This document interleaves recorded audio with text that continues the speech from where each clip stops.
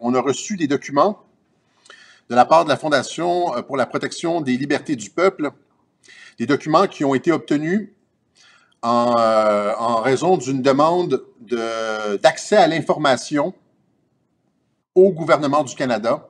Je pense que c'est Vaccine Choice Canada qui a demandé à Santé Canada de leur envoyer la preuve que le SARS-CoV-2, le virus là, qui produit la maladie COVID-19, là, la COVID, comme on dit, on leur a demandé de montrer la preuve qu'ils avaient isolé ce virus, c'est-à-dire on savait de quoi on parlait, c'est-à-dire que le virus, on avait comme, mettons, comme l'ADN du virus, là, on était capable de savoir que c'était un virus spécifique, bien identifié, sur la base duquel on est capable d'opérer des tests.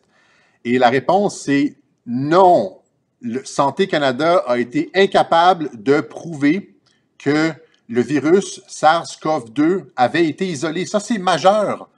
Ça, c'est majeur. Et je vous montre le document. Voilà.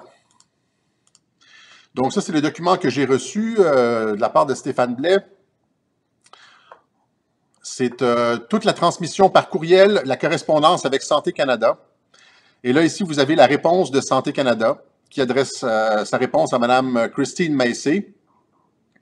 Mme Christine Massey a demandé tous les documents en possession de Santé Canada qui montrent à partir de patients ou d'échantillons ou de matériel génétique, n'importe quoi, là, prouvez-nous que vous avez été capable d'identifier ce virus-là, de l'isoler. Hein? Et elle utilise le terme isolé dans tous les sens du mot, dans tous les sens communs du mot, c'est-à-dire par une culture bactérienne ou virale, là, donc de culturing of the performance of an amplification test, un PCR ou un séquencement génétique ou quoi que ce soit. Okay? To clarify, I'm requesting all such records that are in the possession, custody or control of Health Canada. Donc, elle demande quelque information qu'ils aient sur la preuve que ce virus a été isolé, c'est-à-dire que la preuve que le virus existe de façon indépendante. Et la réponse, c'est en anglais, je m'excuse là. Donc, having completed a thorough search, we regret to inform you that we were unable to locate any record responsive to your request.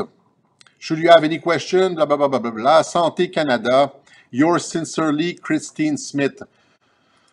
Je vais mettre ce document disponible pour tout le monde. Je vais essayer de le mettre sur YouTube, pas sur YouTube, mais sur Facebook. Peut-être qu'il va se faire censurer comme mes vidéos du Dr Rosenberg. Mais la documentation existe. Santé Canada est incapable de prouver l'existence du virus. Ils n'ont aucun document. Et là, vous avez tous les documents afférents, c'est-à-dire le National Research Council dit non, nous ne sommes pas capables de prouver que le virus existe. Le Centre de recherche sur la santé, Sunnybrook, non, nous n'avons aucune documentation sur un tel virus isolé. Ici, le Ministry of Health de la Nouvelle-Zélande qui dit aussi qu'ils sont incapables de prouver l'existence du virus. McMaster's University qui sont incapables de prouver que le virus existe de façon indépendante, etc., etc. On a toute la correspondance ici, donc. Et ça, c'est majeur. Comprenez-vous l'implication de ça? C'est-à-dire que toutes les mesures d'urgence sanitaire ne reposent plus sur rien. À moins que je me trompe, là, je veux dire, c'est tellement gros que j'ai peur de faire une erreur ici. Là. J'ai peur de... Santé Canada, selon les documents que j'ai devant moi, là, est incapable de prouver l'existence du SARS-CoV-2. SARS-CoV-2.